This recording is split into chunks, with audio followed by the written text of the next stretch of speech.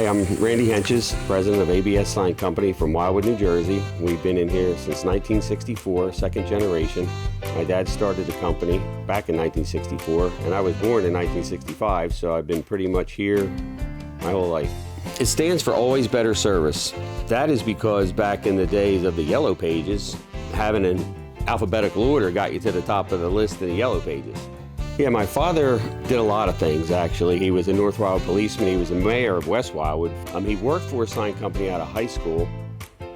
And what he tells me is he wanted a raise to $1 an hour. And the owner of the sign company wouldn't give it to him. He said he was doing everything, building, running around in trucks, hanging signs, doing all the work, and couldn't even get $1 an hour. So he just went on his own and started his own company. But I like the creativity. I like working with my hands. I really enjoyed the sign construction aspect of it, and I just stayed here. I really didn't work here full-time until after high school. I did a few other jobs, but as soon as I graduated high school, I just came here full-time.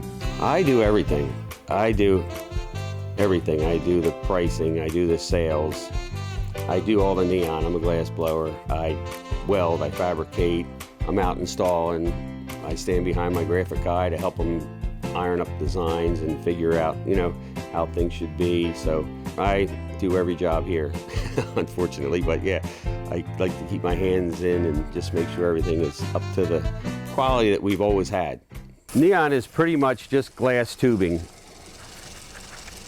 There's clear, and there's two different kind of gases you can put in here. There's argon gas, which is in every fluorescent light that you've ever seen, is argon gas. And there's neon gas, which is red. The argon light's the blue color, then the neon gas lights red color. If this is green glass and I put argon in here, it lights green. If I put neon in here, it lights orange. So every glass could technically be two colors. These are both the exact same glass. This is blue glass, blue glass. If you put argon gas in, it lights up blue. You put neon gas in, it lights pink. These are both green glass. One has argon in it, and one has neon in it. So if you want an orange neon, you just take green glass and you put red gas in it. The raw gas itself is this. So this is argon gas running through here, and this is neon gas. And it's just clear glass, so that's just the gas. Hot pink that you see around windows and stuff, that's purple glass. So if you put argon in, you can see the actual gas color is the blue right here, and that's red, so you get that hot pink. Wildwood has always been a huge neon town through the 50s, 60s. In the 70s, it really died out. There wasn't a lot of neon. That's when plexiglass signs sort of came into fashion. We always had an in-house glass blower back in the 60s, but in the 70s and 80s, we didn't have any in-house person doing neon. So we were using a neon glass blower out of Philadelphia. That was part of my job when I got my driver's license, was to drive up there a couple days a week, get neon, bring it back, shuttle the stuff back and forth. I mentioned to my dad, I said, we have the whole neon shop here. Let's see if I can figure out or get somebody to teach me the basics of this. That's kind of what happened. We found a guy who did neon for a sign company outside of Atlantic City. And he came down a couple weekends, showed me basically how things work, what to do. There's different sizes, there's different millimeters. So this is called Horizon Blue, which is a nice rich blue color. And they come in 4-foot sticks. And we work off a paper pattern. This pattern actually was sent to me from a sign company in Delaware that has this job they sold and can't find anybody anywhere to do the neon, so they sent me this pattern. This is what they sent me. It's kind of small, but this is what it looks like from the front view. There's going to be neon borders. It says established 1956. And if you notice, it's backwards. Everything done in neon is worked on backwards. So when you're looking at it from the front, it looks like that. So all the connection pieces are in the back, but we actually manufacture everything backwards. Back in the early days, 50s, 60s, these patterns would have been made on asbestos sheeting, like rolls of asbestos, because you have to take right out of the hot fire and lay it on the glass, and asbestos is pretty much not flammable. And back in the day, that was, I guess, the only material they had that wouldn't catch on fire as soon as you put hot glass on it. So someone figured out if you take a brass screen, and you put it over top of your pattern, then your paper don't catch on fire. Most of the neon is only a couple bends to get the same result. You need a hose, but you have to blow. You have to keep air pressure when you make a bend. So you would just kind of lay out where you want your, your first bend to be. Let's just say I wanted to make this one right here. You would have to give yourself a couple marks. And then if I need to bend this much material, I can adjust the flame to how big I want that piece to be. So I marked it from there, so you just have to heat it evenly all the way around, and it'll get as floppy as a wet noodle eventually. This isn't much of a bend. This is just a little bit of a bend to make that number one, so you can see it's already starting to get flexy. So then I can take it over here and you put it on the pattern, give it a little bit of a bend, and this is the block you can use to keep it flat because you can't touch it. So now this little piece needs to come over and then down to there. So I give myself a little mark where I want that to be. So then to do a smaller bend, I can hold it really close. It doesn't travel down the glass.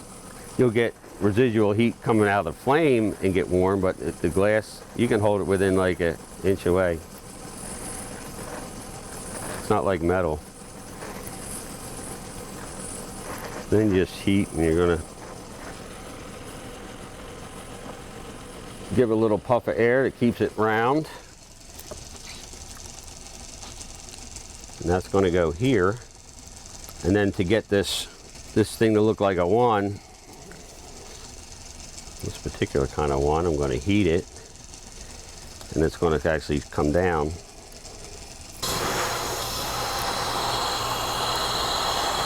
Now I can heat this a little bit. The problem with glass is really temperamental. I'm just giving you a quick kind of an idea of how this works, but there's a lot of little things involved in the play of glass with the molecules and stress points and things that kind of happen to make the glass want to crack later on. You have to heat things slowly, and like this part of the glass right here that I don't really want to heat, you can't help but get it hot. But if it's not getting hot evenly, it'll have a stress point which could crack later on. The glass gets really finicky.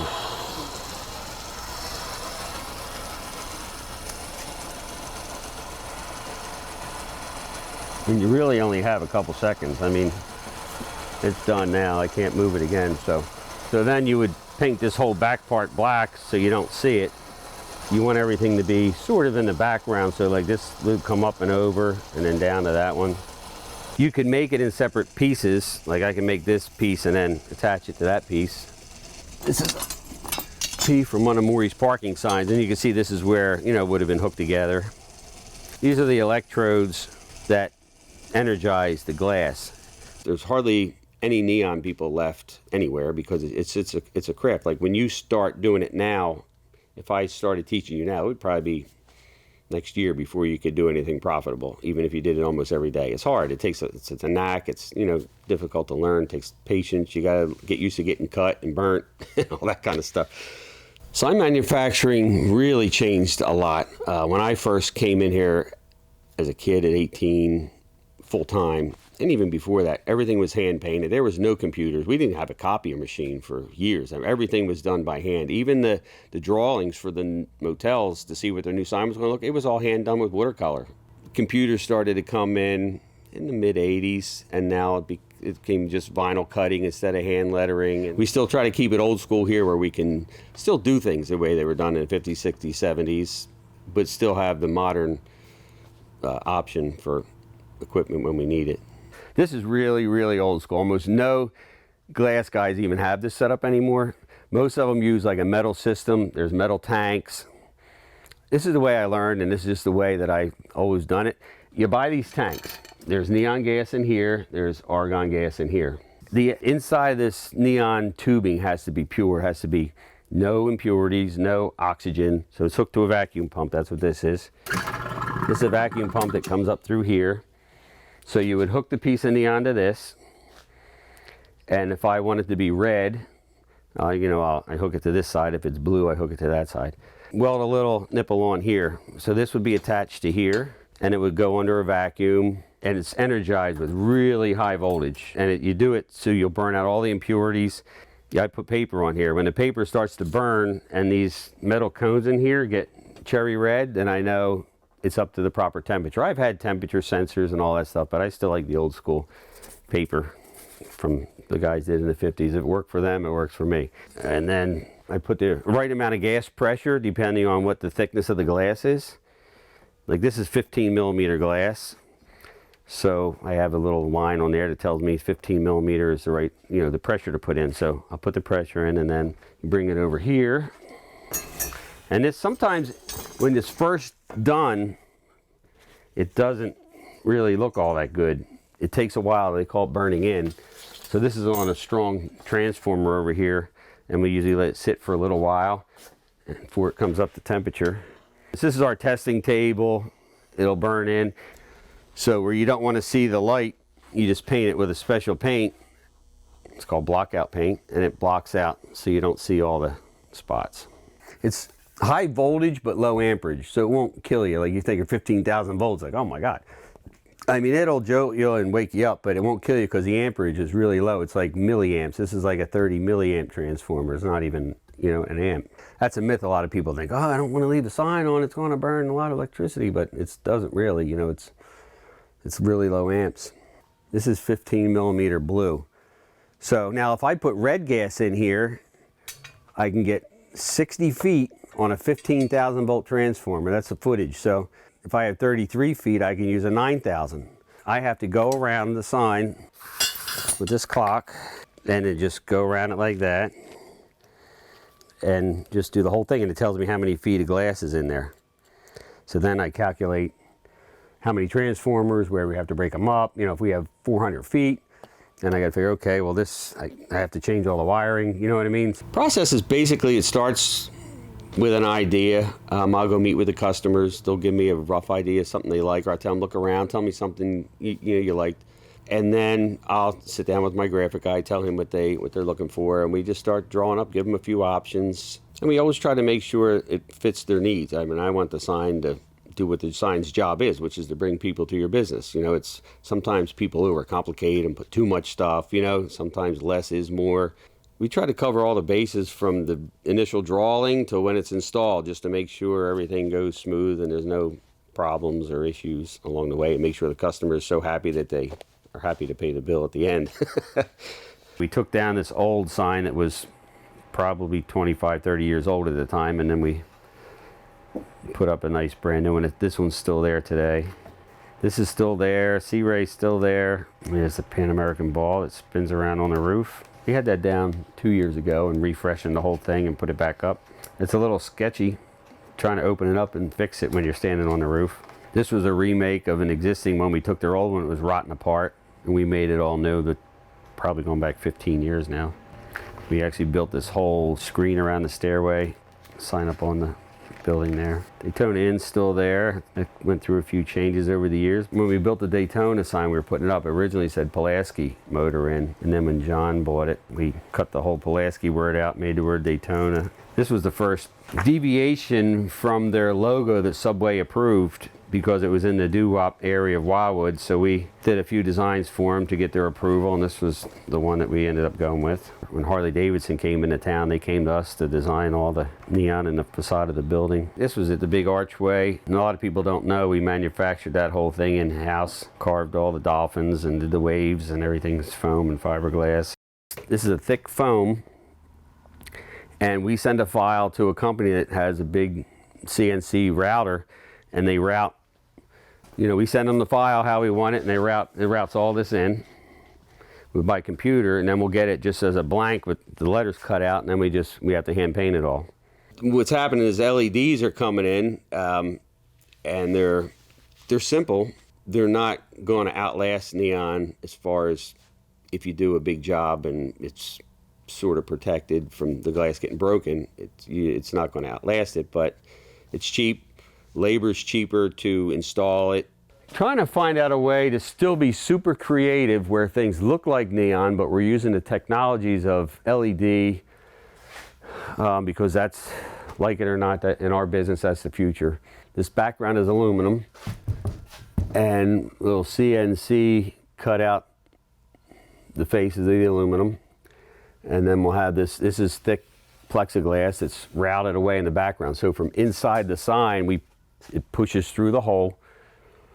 So it's a perfect fit, so you can't even tell what we did. And that's lit from the inside with LED lighting. On this particular one, we're doing multiple colors. So instead of doing multiple color LEDs, we're using a thin translucent film. So this will light up yellow. And even on the other side of the sign, we're putting orange on the cone because the Core Brothers cone is two-tone. So it's orange. This is going to light white.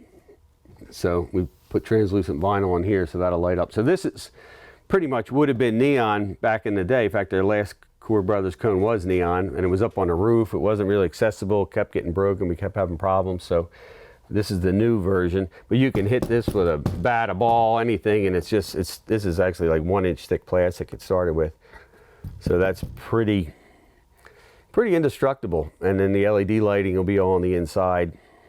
We did this runaway tram sign for Maurice because this is a pretty complicated installation, and it had to be where it was something you didn't have to get to on a regular basis to fix, because it's really hard to get to this thing where it is in between the roller coaster and all the tubes and all that stuff. So they said they wanted a neon sign, so instead of using neon, we went with the LED version, which this kind of shows you what the R looks like. We have all these LED dots in there, and then we did the same thing with a thick plastic that comes through. So at nighttime, it still looks like neon. You wouldn't really know the difference, and it's pretty indestructible because it's thick plastic with the lighting, inside the sign where it's not going to get weather. This company Principal LED, which is kind of the major LED manufacturer for the sign industry, they ran a contest. Pretty much the whole country, everybody told everybody submit your pictures for using our LED products, what you did. So that's what we sent them, and actually we won first place for the whole country for the use of their LED product. Yeah, we're using LEDs wherever we can, and we're still getting requests for people who want real neon, like Steve Stakes. When they came to me with the design for the sign, I actually automatically threw out LEDs. I said, if you want, we can make it LED so it looks like neon, sort of, kind of. And they're like, no, we want real neon. We insist on real neon. I said, okay, that's music to my ears, because most people don't want to hear that. But yeah, so we were happy to make that all with real neon. We could take neon out of a sign I made 45 years ago and bring it in here. I can fix it. I can still pretty much match the glass. It's the same, put it back up, and it'll last another 40 years. Now when we come into a newer style LED sign, when you open the sign, you don't know what you're going to find. There was multiple colors. There was 24-volt versions, 12-volt versions. LEDs don't go out usually right away. They dim over time. If a letter went out and you put some new LEDs behind it and put the face back on, it's 10 times brighter than the rest of the work, because you didn't realize your sign was really dimming, because it happens over time. So when you put something new in there, it's like, whoa, because we've had that happen. They're like, oh, what's so much brighter? I said, well, there's the only thing we can do is rip all the LEDs out of the rest of the letters and put them all new. It's the only way you're going to match that. We still try to keep neon alive on the island. We still, one of the very, very few places that can still manufacture neon. We've taken down a lot of older signs and cleaned them up and restored them for the Doo-Wop Museum over the sign garden. Nothing's better and brighter. You have so much more artistic freedom with neon. You can make it do almost anything you want. So we try to keep that creativity that you can't really get with a lot of other mediums in the sign business. It just comes with a cost of, a little more maintenance. Seeing the customers happy, I love it when you build a sign and the customers are like, oh my God, that's more than I ever thought it was going to be. Steve Stakes was a good example. They were happy as could be. They loved the fact they're opening 2 more locations in Philadelphia, and even though they know we don't really go that way, they're begging me to go to Warminster, PA, Westchester, PA, and build new signs for the new locations, because of all the stuff that went into that building. We kind of knocked it out of the park. We were on time. It all worked good. Every sign is so different. That's what I really like about this business. I mean, one day we're doing this intricate neon sign, then we're making a sign for somebody, keep your dogs off my grass, then we're making a big giant set of French fries for Maurice Pier. So as long as I can still enjoy it and still make enough money to pay my bills. We'll see how it goes. I don't have another plan. I don't have a backup. It's all I've done my whole life.